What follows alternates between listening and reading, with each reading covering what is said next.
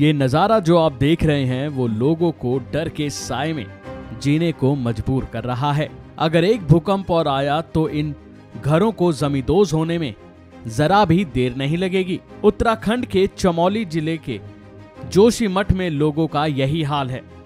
लोग घर छोड़ने को मजबूर हो रहे हैं, अपने घर छोड़कर सुरक्षित जगह जा रहे हैं। यहाँ जमीन धंसने लगी है, मकानों में बड़ी बड़ी दरारें आ गई हैं। आशंका है कि मकान कभी भी बिखर सकते हैं। ऐसे में सुनिए क्या है वहाँ के स्थानीय लोगों का कहना। 3 दिन पहले हमने महसूस किए जिससे दरारें बढ़ रही हैं तो बहुत सारे लोग मकान खाली करके चले गए। पर्यटकों के लिए शासन ने प्रतिबंध कर दिया। 2 होटल जो हमारे सामने हैं वहाँ पे यात्री नहीं ठहरे, लेकिन उसमें जो लोग रह रहे हैं, जो भूस्वामी है उसके नीचे हैं, हम लोग हैं, जो 500 कुछ परिवार आपदाग्रस्त, उन्होंने अति आपदाग्रस्त घोषित कर दिया।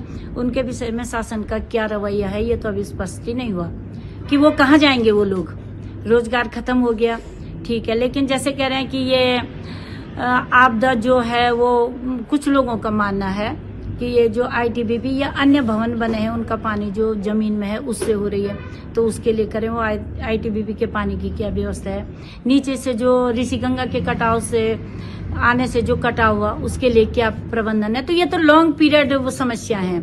उसके अभी तो टेक्निकल कमेटी आएगी, एस्टिमेट बनेंगे, सरकार पैसा देगी, वो शायद 1 साल लग जाए। लेकिन तत्काल अगर आज रात बर्फ गिरती है तो फिर क्या होगा, ये भी तो शासन को सोचना चाहिए। हम ये नहीं कह रहे कि ये सरकार का है, लेकिन सोचेगा कौन, कहाँ जाएंगे ये लोग, सड़क में कब तक रहेंगे, रात भर सड़क में घूम रहे हैं। अगर बर्फ गिर गई, ये प्रश्न चिन्ह है कि क्या करें, कहाँ जाएं। ना हम भवन को छोड़ सक रहे हैं, ना उसके अंदर रह सक रहे हैं। जब से ये एनटीपीसी का टनल बना सर, तपोवन विष्णुगढ़, तब से जोशीमठ की ये स्थिति हुई।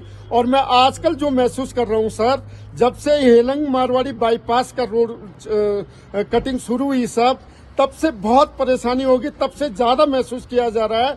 आज जोशीमठ में 570 के लोग, 70 घर के लोग बेघर हो गए हैं। उन लोगों का क्या होगा, बड़ी तकलीफ की बात है, बहुत सोचनीय विषय है। मेरे ख्याल से तो त्वरित उन 574 लोगों का व्यवस्था कर देना चाहिए, उनकी जो है रहने का ठिकाना बना दिया जाना चाहिए। अन्यथा जो ये होगा, लोग गरीब लोग हैं, कहाँ जाएंगे, क्या करेंगे, काम बनने के कगार में है और मकान पूरे धंसने के कगार में है। और बिल्कुल जो है कि लोगों को कोई पूछ नहीं है, कहाँ जाएंगे लोग। उसी टूटे फूटे मकान में अंदर बैठे हुए हैं, अंदर जो है कि रो रो के रात गुजार रहे हैं, रात भर सोते नहीं है। बड़ी लोगों को परेशानी हुई। जहाँ तक यहाँ जोशीमठ की होटलों की बात है, एक होटल में पुनः पहले से परेशानी है सर। उस होटल से पहले से उसमें विचार उसकी देख रेख किया जाना चाहिए था। हालांकि जो हो गया वो तो लौट नहीं सकता, लेकिन अब भी जो होटल या जो प्रतिष्ठान खतरे की जद में है उसके बारे में समीक्षा होनी चाहिए। ये तो हुई स्थानीय लोगों की बात। अब आपको बताते हैं कि इस मामले में नगर पालिका क्या काम कर रही है। सुनिए क्या कहना है नगर अध्यक्ष का। हमारे यहाँ जो भूत साल की प्रक्रिया पहले प्रारंभ हुई थी नवंबर के महीने में पिछले वर्ष, इसी महीने में उस समय बारिश नहीं थी, कहीं पर बारिश का कहीं नाम निशान नहीं था, मौसम साफ था। उसके बावजूद मकान लगातार जमीन के अंदर दरक रहे हैं, अंदर समा रहे हैं, कोई आगे की तरफ नहीं टूट रहे हैं, जमीन के अंदर ही समा रहे हैं। इसी वर्ष पे नवंबर में लगभग नगर का 70% हिस्सा लगभग नगर का लगातार इस भूत साल की चपेट में आ चुके हैं। लगभग हमारे 9 वार्ड हैं, 9 वार्डों से कुछ वार्डों में तो लगभग बहुत ही भूत हो रहा है। कुछ वार्डों में अभी प्रक्रिया शुरू हुई है, किंतु वहां वही प्रभावित होने की श्रेणी में आ चुके हैं। लगभग अभी कल तक का जो हमारा आंकड़ा था 574 मकान इससे प्रभावित हुए हैं।